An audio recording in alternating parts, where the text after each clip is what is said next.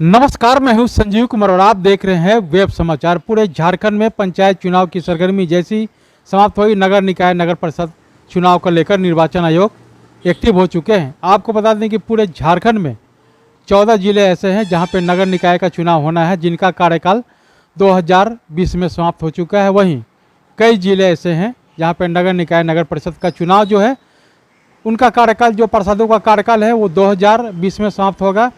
बहरहाल सरकार अभी इस पर विचार कर रही है, मंथन कर रही है कि दोनों का चुनाव जो है साथ में कराया जाए या अलग अलग कराया जाए। हालांकि जो संकेत आ रहे हैं, नवंबर या दिसंबर में चुनाव हो सकता है। बहरहाल अभी आपको बता दें कि अभी हम लोग का दौरा जो है पूरे झारखंड में है और अभी हम लोग आए हुए हैं गिरिडीह जिला। तो गिरिडीह जिला में नगर निगम क्षेत्र पड़ता है और वार्ड नंबर 10 में आए हुए हैं। और यहाँ के जो पार्षद हैं, जब से नगर निगम का गठन हुआ तब से लगातार वार्ड पार्षद के रूप में काम कर रहे हैं। तो इनसे जानते हैं कि इनके द्वारा क्या कुछ डेवलपमेंट यानी विकास का काम किया गया, कितने लोगों को प्रधानमंत्री आवास योजना, शौचालय, राशन कार्ड, पेंशन, सड़क, नाली, गली सहित कोरोना काल में कैसे लोगों को मदद किए, ऐतिहासिक काम कौन सा हुआ, इस वार्ड की सबसे बड़ी समस्या क्या है और आगे की क्या रणनीति है, तमाम बिंदुओं पर बातचीत होगा। इसके अलावा कुछ राजनीतिक बातचीत होंगे, मानदेय को लेकर, होल्डिंग टैक्स को लेकर, मुख्यमंत्री की कार्यशैली को लेकर, तमाम बिंदुओं पे मैं इनसे बातचीत करता हूं। पहले तो रंजीत जी, आपको वेब समाचार में बहुत बहुत स्वागत करते हैं। बहुत बहुत धन्यवाद कि आप लोग इतना मेहनत कर रहे हैं और रांची से चल के पूरे झारखंड को आप लोग देख रहे हैं और जनता को दिखा रहे हैं कि कहाँ पे समस्या है। इसके लिए आप लोग को बहुत बहुत बधाई, इतना मेहनत आप लोग कर रहे हैं। बताइए कि जनता का प्यार स्नेह लगातार आपके ऊपर बरकरार है जब से नगर परिषद क्षेत्र का गठन हुआ 2008 में। तो जब से नगर परिषद का गठन हुआ तब से लेकर अब तक आपने कितने लोगों को प्रधानमंत्री आवास योजना, शौचालय, राशन कार्ड, पेंशन, सड़क, नाली, गली सहित क्या कुछ डेवलपमेंट का काम हुआ? 2008 से जब से झारखंड में चुनाव हुआ तब से लगातार हमारा इस क्षेत्र में जुड़ाव रहा है और सामाजिक कार्यों में शुरू से हमारी रुचि रही है। और 3 बार चुनाव हुआ, तीनों बार में यहाँ पे हम हैं। और इस 15 साल के कार्यकाल में 100% लोगों को प्रधानमंत्री आवास योजना दिलाए हैं। हमारे वार्ड में 99% लोगों को आवास का लाभ मिल चुका है। और जितने बीपीएल लोग हैं उनके 100% सभी को लाल कार्ड से जोड़ा गया। कुछ छूट गया था जिसको फिर दोबारा ग्रीन कार्ड मिल गया है। और कहीं भी एक भी परिवार वैसा नहीं है जिसको अनाज नहीं मिल रहा है। कोरोना काल में सरकार के स्तर से जितना सुविधा दिया गया वो लोगों को प्राप्त हुआ। अपने निजी मत से हमने सभी को, जो सरकार के तरफ से हम लोग को चावल मिला, लेकिन किसी को तबीयत खराब है, बीमारी है, शुगर का समस्या है, वैसे लोगों को हमने अपने खर्च से गेहूं खरीद के दिया। सब्जी के लिए आलू, प्याज, तेल, मसाला, कुछ लोगों को बीमार वैसी महिला बुजुर्गों को हॉर्लिक्स पहुंचाया घर घर जाके। तो कोरोना में जहां जितना संभव हुआ उतने लोगों को हमने मदद किया। और हमारे वार्ड में एक भी व्यक्ति कोरोना काल में ऐसा कोई नहीं है जिसको कोई तकलीफ को सामना करना पड़ा। ये बताइए कि तो इन 3 टर्म में कार्यकाल में 15 वर्षों में सबसे महत्वपूर्ण और ऐतिहासिक काम कौन सा हुआ? जैसे ये कह सकते हैं कि जब से बिहार से झारखंड अलग हुआ, जो डेवलपमेंट चाहिए था वो पहले नहीं हुआ था। पहले पंचायती राज व्यवस्था था। तो क्या महत्वपूर्ण और सबसे ऐतिहासिक काम कौन सा है? महत्वपूर्ण कार्य है कि झारखंड अलग बनने के बाद यहाँ विकास का काम, निगम का चुनाव, ये सब नहीं होने से फंड का अभाव था, पैसे नहीं आ रहे थे। और निगम से जो सुविधा मिला हमें, वैसे पथ निर्माण विभाग से भी हमने काफ़ी कोशिश करके, और गिरिडीह के जो महिला कॉलेज है वो हमारे वार्ड में पड़ता है क्षेत्र, तो महिला कॉलेज रोड का स्थिति काफ़ी ख़राब था, जिसको पीडब्ल्यूडी के द्वारा बनाया गया। करोड़ों रुपए के लागत से उस सड़क का निर्माण हो गया, जो बरसों बरस से एकीकृत बिहार के समय से वो रोड खराब था। हमारे होश में पहला बार वो सड़क बना है। वो दूसरा, निगम से हमने डॉक्टर एस.के. सिंह के गली से लेके पूर्व मुख्यमंत्री बाबूलाल जी मरंडी के घर के आगे तक, वो भी 25 साल से बाबूलाल जी सीएम रहे पर भी किसी कारणवश काम नहीं हो पाया था उनके घर के तरफ, उसको भी अभी फ़िलहाल बनाया गया है। और कुछ कुछ सड़कें हैं जिनका निर्माण अभी हो रहा है और कुछ बचा हुआ उसका 100% सड़क का निर्माण चुनाव के पूर्व सारा हो जाना है। कुछ ऐसी गलियां थी जहां पे गाड़ी नहीं जा सकती थी। निगम चुनाव बनने के बाद उन सभी गलियों को चौड़ीकरण करके और उसको चौड़ा पीसीसी किया गया ताकि वहां पे 4 व्हीलर गाड़ी घुसे। तो वो सब काम बहुत हुआ है, काम और भी बहुत है, भी समस्या आते रहता है, उसका निदान भी उसी तरह होते रहता है। सबसे महत्वपूर्ण समस्या क्या है आपके वार्ड का? अभी वर्तमान में एक समस्या है सड़क का। डॉक्टर रेखा झा घर का रोड वो काफ़ी ख़राब है। उस रोड को हम लोग ने लिखा है, वो रोड हमारा नहीं है, निगम क्षेत्र में पड़ता है, परंतु वो रोड है पीडब्ल्यूडी का। पथ निर्माण विभाग से हम लोग पत्राचार के मार्फत से, विधायक जी के मार्फत से बुलवाए हैं और कार्य योजना में वो योजना चला गया है। संभवतः दुर्गा पूजा तक उसका टेंडर होने का संभावना है। और एक महत्वपूर्ण योजना है जो ब्रिज है, बरगंडा पुराना पुल, वो टूट चुका है और बरसों बरस से उसका डिमांड होते रहा है। जनता आंदोलन भी किए पुल के लिए, लेकिन पिछले सप्ताह उसका टेंडर हो चुका है पथ निर्माण विभाग से। लगभग 7 करोड़ का लागत से वो पुल का निर्माण भी बहुत जल्द शुरू हो जाएगा। ये बताइए कि अगर जनता का प्यार स्नेह लगातार आपके ऊपर बरकरार रहता है तो पार्षदों के बीच से इस बार डिप्टी मेयर का जो पद होगा चयनित होगा। इसके अलावा इस वार्ड को मॉडर्न ऐतिहासिक आदर्श बनाने के साथ साथ स्मार्ट वार्ड के रूप में डेवलपमेंट के लिए आपका क्या कुछ रोड मैप है? इस वार्ड को शुरू से हमारा रहा है कि विकसित वार्ड, मॉडर्न वार्ड बनाया जाए। अभी इससे हमारे ही वार्ड में, और जब वार्ड का विकास होता है तो अगल बगल का भी विकास हो ही जाएगा। तो हमारा 10 नंबर का एरिया ज़्यादा है उसमें, और थोड़ा सा एरिया 14 नंबर वार्ड का पड़ेगा, जिसमें मरीन ड्राइव का योजना है, सरकार से स्वीकृति मिल गई है, पैसे भी आ गए हैं, टेंडर की प्रक्रिया में है। तो जैसे ही रांची से सीएस होगा उसका टेंडर नदी किनारे मेट्रोस छठ घाट के पास, सरगा घाट, छठ घाट, मेट्रोस घाट, वहाँ पे मरीन ड्राइव लगभग 20 करोड़ का खर्च है उसमें। तो पार्ट बाय पार्ट उसका काम होना है और सब कुछ हो चुका है। अब लगभग टेंडर की प्रक्रिया में है। गिरिडीह शहर के लिए बहुत बड़ी योजना होगी। ये योजना शहर में आने से वार्ड वासी के साथ साथ पूरे ज़िले वासियों को लाभ मिलेगा। कोई भी दूर दराज का आदमी आएंगे तो देखेंगे कि हाँ, एक यूनिक चीज़ गिरिडीह में है जो हमारे यहाँ होने जा रहा है। इससे जनता को लाभ होगा। और मेट्रो घाट से लेके पावर हाउस, बरगंडा पुराना पुल, बरगंडा नया पुल होते हुए शास्त्री नगर तक इस योजना को जोड़ना है और काफ़ी बड़ी योजना है। इसको जोड़ने का भी काम चल रहा है। इसका डीपीआर बन रहा है, टोटल का डीपीआर बन के और वो खड़ा हो जाएगा। अभी गिरिडीह में इलेक्ट्रिक शवगृह नहीं था, इसका हम लोगों ने डिमांड किया और हमारे 10 नंबर के बगल में 11 नंबर वार्ड है, वहाँ पे इसका काम चालू हो गया। लगभग 4.5 करोड़ के लागत से इलेक्ट्रिक शवगृह का निर्माण जारी है 11 नंबर वार्ड में। तो हम लोग की तरफ जगह नहीं है और 11 नंबर में जगह के कारण ही उसका चयन हुआ और अच्छा जगह पे चयन हुआ है, सभी को लाभ होगा।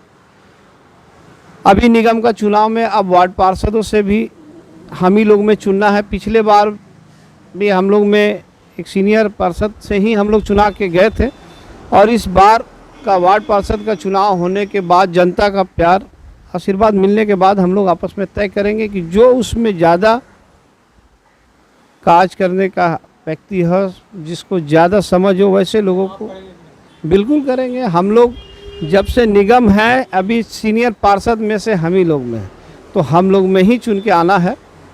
तो अभी चुनाव के बाद इसका खुलासा किया जाएगा। ये बताइए कि जिस तरह से भारत का जब संविधान एक है और जनता के प्रतिनिधि एमपी एमएलए भी है और आप लोग भी हैं या मुखिया भी हैं, तो जब एमपी एमएलए को जितने बार बनते हैं उतने बार के लिए हर सुविधा एक बार जो मिलता है, तो अगर 3 बार बना तब तीनों बार को जोड़ करके पैसा दिया जाता है अलग अलग करके। तो पार्षदों को केवल मानदेय मिलता है, इसके अलावा और कोई सुविधा नहीं। तो केंद्र सरकार और राज्य सरकार से क्या मांग करते हैं? मानदेय पर केंद्र सरकार और राज्य सरकार को हम लोग नगर निगम के बोर्ड के मार्फत से अनेकों बार बोर्ड में पास करके हम लोगों ने भेजा है मानदेय बढ़ोतरी के लिए। और कहने का तो संविधान एक है भारत में, लेकिन यहाँ एक नहीं है। यहाँ भारत में 2 सिस्टम चलता है। जिन पैसे पावर का, जिसके पास पैसा और पावर है उसके लिए अलग नियम कानून है, और जिसके पास पावर पैसा कमी उसका अलग नियम कानून है। एक सांसद या एक विधायक है और विधायक बनने के बाद फिर दोबारा वो सांसद बनता है तो उसको 2 तनख्वाह मिलता है। वो 2 बार जीतता है तो 2 बार पेंशन मिलता है। और हम लोग मानदेय को वेतनमान के लिए बोलते हैं तो हम लोगों के साथ नहीं दिया जाता है। वार्ड के साथ, नगर निगम के साथ, पंचायत में मुखिया हो, जिला परिषद हो, ये सभी का हकमारी किया जाता है इन्हीं विधायकों के द्वारा, इन्हीं MP MLA के द्वारा, जिनको हम लोग चुन के भेजते हैं। और वो चुनाव में हम लोग का मदद लेके, हमारे चुनाव में उनका कोई मदद नहीं रहता, लेकिन उनका चुनाव में हम लोग का मदद रहता है। और जनता ज़मीन से जुड़ा हुआ कार्य हम लोग करते रहे। हम लोग ही जब उनके पास एक बार नहीं अनेकों बार, जितने विधायक रहे हैं, जितने दल के विधायक रहे हैं, किसी ने इससे गंभीरता नहीं लिया। उन लोग सिर्फ अपना कैंटीन में खाना उनको फ्री चाहिए, उनको रेल यात्रा फ्री चाहिए, हवाई यात्रा फ्री चाहिए, पूरे परिवार का इलाज फ्री चाहिए। और हमारे यहाँ एक वार्ड पार्षद का दुर्घटना में मृत्यु हो गया, उसका इलाज के लिए शहर से चंदा हुआ, लेकिन सरकार उसको कोई मदद नहीं किया। तो दोहरी नीति चलती है राजनीति। यही कारण है कि जब निचले पायदान पे अगर भ्रष्टाचार होता है तो ये गलत नहीं है। बिल्कुल, ये भ्रष्टाचार तो ऊपर से देन है कि नीचे वाला कर रहा है।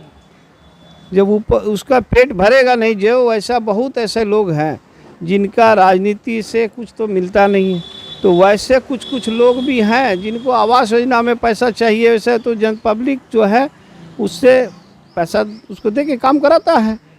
और हमारे यहाँ जो MP MLA लोग हैं उनको लाखों रुपया महीना मिलता है, उनका अपना विधायक कोटा मिलता है। हम लोग के यहाँ वैसा कुछ नहीं है कि वार्ड पार्षद का कुछ कोटा होता है, वार्ड पार्षद का कुछ अपना पर्सनल फंड होता है, वैसा कुछ नहीं है। मांग करते हैं कि सभी का मानदेय को बढ़ाया जाए, वेतनमान किया जाए। सरकार बहाली करती है, आदमी 25 साल नौकरी करने वाला को पेंशन नहीं मिलता है। एक बार आप जीत गए और लगातार 5 बार जीत गए तो आपको 5 बार पेंशन मिलता है। तो नीति तो दोहरा नीति चल रहा है। अच्छा बताइए, होल्डिंग टैक्स को लेकर क्या कहेंगे? होल्डिंग टैक्स में पहले इसका स्लैब था ABCD ग्रुप के हिसाब से। अगर कोई व्यक्ति 3 फीट का गली में रहता है तो उसको कम लगेगा, कोई व्यक्ति 15 फीट का है तो उससे 3 फीट वाला से ज़्यादा लगेगा, कोई 40 फीट का रोड में रहता है तो उसको होल्डिंग टैक्स ज़्यादा लगेगा। और अभी के जो नया होल्डिंग का स्लैब बढ़ाया है, इसमें सबको, गरीब अमीर किसी को नहीं छोड़ा गया, सबको अमीर का श्रेणी में ला के लाल कार्ड वाला को भी उसी श्रेणी में खड़ा कर दिया गया। आप 30 फीट का रोड में रहते हैं या 3 फीट का रोड में रहते हैं, उससे कोई मतलब नहीं। आपको होल्डिंग टैक्स वही देना होगा जो एक संपन्न परिवार दे रहा है, वही एक BPL परिवार से भी वसूली करना है। जब से झारखंड राज्य का गठन हुआ है तब से कई मुख्यमंत्री आए और गए। आपके नज़र में सबसे बेहतर और काम करने वाला मुख्यमंत्री कौन? जब से झारखंड बना है, हमारे यहाँ से बाबूलाल मरांडी प्रथम मुख्यमंत्री बने। उनके समय में गिरिडीह में तो बहुत विकास हुआ, हमारे जिला का तो खूब विकास हुआ। उसके बाद जितने भी बने हैं उसमें गिरिडीह, हमारे जिला में तो झारखंड का तो कुछ बोलना है। रघुवर दास के जी के समय में तो कुछ जो हुआ ही नहीं। ज़मीन का काम में अफसरशाही सब जगह हावी रहा। अभी आज के सरकार में वृद्धा पेंशन जो है और विधवा पेंशन है, विकलांग पेंशन है, इसके लिए व्यापक रूप से अभी जो कैंप चल रहा है उन लोगों को मिला गया। रघुवर दास जी के समय में लाल कार्ड सभी को मिला और हेमंत जी के समय में पेंशन 100% लोगों को मिल जा रहा है। जी। इसमें SC ST नहीं, जो उस लायक हैं उसको दिया जा रहा है, जो सरकारी लाभ नहीं ले रहे हैं उन लोग को दिया जा रहा है। इसमें किसी जाति नहीं है कि ये है कुछ नहीं। जो 60 साल की उम्र में पार हैं वो सभी को पेंशन मिल रहा है। और कैंप लगा के आंगनबाड़ी में सभी आंगनबाड़ी के को बोल दिया गया है कि जितना हो, उसका कोई लक्ष्य नहीं है। पहले लक्ष्य रहा करता था कि आपको 1500 मिला निगम को, अभी कोई लक्ष्य नहीं है, अनलिमिटेड है। जितने लोग हैं उस श्रेणी में आते हैं सभी को देना है। अच्छा ये बताइए कि अग्निपथ योजना को लेकर क्या सोचते हैं? क्या ये सही है जिसमें एक कॉलम भी दिया गया है जाति का? क्या आर्मी में जाति का कॉलम होना सही है या गलत है? जहाँ देश रक्षा की बात होती है और वहाँ जाति की बात आ जाती है, तो सरकार का नीति जो है ये जाति पाति धर्म तरम से चल रहा है अभी, तो इसी को जोड़ के देखा जा रहा है। रहा नौकरी 4 साल, यहाँ एक विधायक अगर एक बार जीत जाए तो जीवन भर उसको पेंशन मिलता है। उसके फैमिली को पेंशन मिलता है, और जो 4 साल नौकरी करेगा उसको कुछ नहीं मिलेगा। और वैसे ट्रेंड करके हजारों आदमी को जब आप लाखों लोगों को बाज़ार में छोड़ दीजिएगा तो क्या होगा। और देश में वैसे ट्रेंड ऐसे ही इतना बेरोजगारी फैला हुआ, आतंक फैला हुआ है, जब उसको उतना ट्रेंड रहेगा तो आने वाला समय में क्या होगा, और मारामारी बढ़ेगा। तो वैसे लोगों को एक समय तक रखना चाहिए, जब तक उसके मैच्योरिटी आ जाए उसको 35-40 साल तक नौकरी में रखिए, ताकि वो गलत रास्ता पे ना बढ़ के। जब आप 20-22 साल में छोड़ दीजिएगा ट्रेंड करके तो गलत रास्ता में जाएगा ही। सुना कि जिस तरह से वार्ड पार्षद हैं, इन्होंने क्या कुछ कहा डेवलपमेंट को लेकर, विकास को लेकर, और कोरोना काल में, अच्छा कोरोना काल में आपने कैसे लोगों को मदद किया? कोरोना काल में सरकार के द्वारा हम लोगों को चावल मिला था जी, और उसको चावल दिए। बाकी हमारे एक सिन्हा जी मित्र हैं, वो बरगंडे के हैं लेकिन फ़िलहाल अमेरिका में रहते हैं, और उनके द्वारा हमको बहुत आर्थिक सहयोग रहा। उन्होंने कहा कि आप अपने वार्ड में जितने लोगों को जो बांटना बांटे, वो अमेरिका से हमारे अकाउंट में पैसा भेजे, और उनके द्वारा हम लोगों ने मिलकर सभी मोहल्ला वासियों से सभी को सूखा सब्जी, जैसे आलू प्याज हो, हॉर्लिक्स हो, सरसों तेल हो, मसाला हो, उनका जितने ज़रूरतमंद हैं सबको हम लोगों ने दिया। और उनके द्वारा आज भी हमें बोला गया कि अभी भी कभी वैसा ज़रूरत हो तो हमको याद कीजिएगा, अनाज हम जैसे बोलिएगा कर देंगे। तो उनसे भी सहयोग मिला हमें। तो आपने सुन लिया कि कोरोना काल में भी कैसे लोगों को मदद की और आगे की क्या रणनीति है, तमाम बिंदुओं पे इन्होंने अपना पक्ष रखा है और बेबाक रूप से रखने का काम किया है। और मुख्यमंत्री की बात को लेकर देखें तो इनके नज़र में अगर कहा जाए तो हेमंत सरकार जो फिलहाल जो है बाबूलाल के बाद अगर देखा जाए तो हेमंत सरकार बेहतर रूप से काम कर रही है। और ख़ासकर अगर पेंशन की बात कहें, जो ज़रूरतमंद लोग हैं जिनका उम्र हो गया है, पहले वो था कैटेगरी था और एक लिमिटेशन था, लेकिन अब वो लिमिटेशन नहीं है, जो लायक हैं उनको पेंशन बनाने का काम किया जा रहा है। तो अब चलते हैं दूसरे पार्षद के पास, उनसे जानते हैं कि उनके द्वारा क्या कोई डेवलपमेंट यानी विकास का काम किया गया है और आगे की क्या रणनीति है। तमाम बिंदुओं पे मैं उनसे भी बातचीत करता हूँ।